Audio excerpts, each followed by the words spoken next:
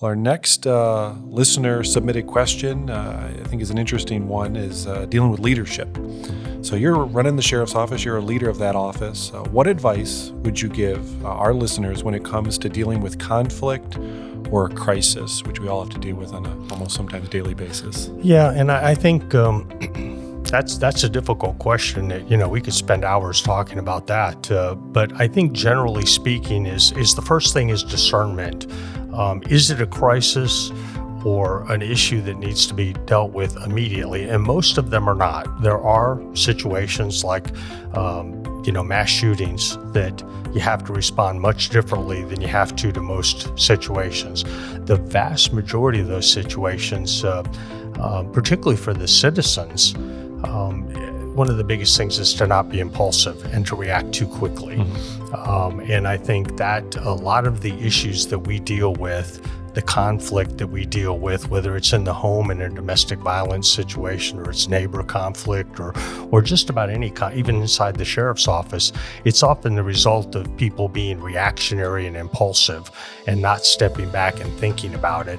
And even in some of the more emergent type issues that we deal with where you have to react quickly, sometimes even taking 2 or 3 seconds to take a breath and think about what's the best way to handle this is important. And it's very easy in the middle of a crisis to sometimes be reactionary and make a really bad decision. So I think that's it. And when I have time, I lean on my command staff a lot, and I think most sheriffs do that. They learn very quickly that their command staff, if they have the right people in place, are a wealth of information and oftentimes come up with ideas that you never thought of. And any of us who think that we have all the answers are sadly mistaken. And you find out that very quickly if you're a leader that you don't have all the answers, and you got to. And they appreciate that too. People love to have input and give advice, and they really feel appreciated when you go to them and say, what do you think about this? What do you think we should do? And it's amazing how often they surprise me with things that I hadn't thought of. Yeah,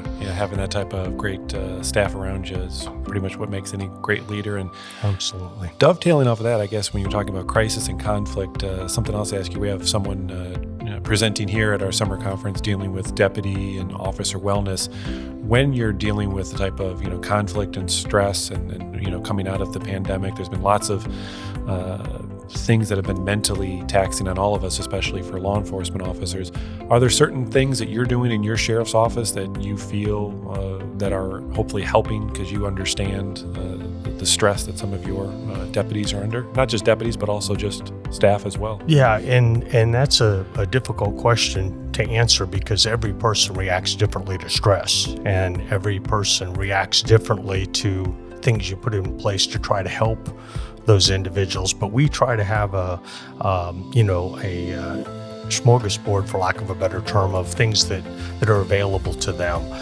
If there is a particular incident that we may be concerned about, oftentimes when you're dealing with a child death or something like that, we try to have them group up with their peers, and sometimes even bring people from outside the agency that are in law enforcement that don't necessarily have any affiliation with them, so they can talk freely. So sometimes you want to talk to your partner or somebody you work with, and sometimes you'd prefer to talk to somebody who knows what you're going through, but is somewhat removed from the agency.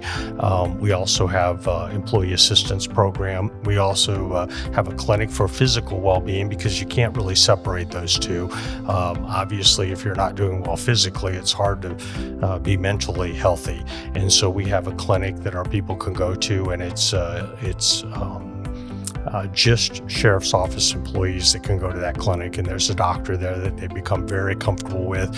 All those things, I think, are little pieces of the pie that help as best we can keep our people mentally and physically healthy and ready to do the job. Good. I think that's something that we've looked at in multiple years in the legislature. They're constantly working on trying to find ways in which additional funding or additional resources, things can be set aside for our law enforcement officers. So I know there's something else during your year as president you'll probably be focusing on as well.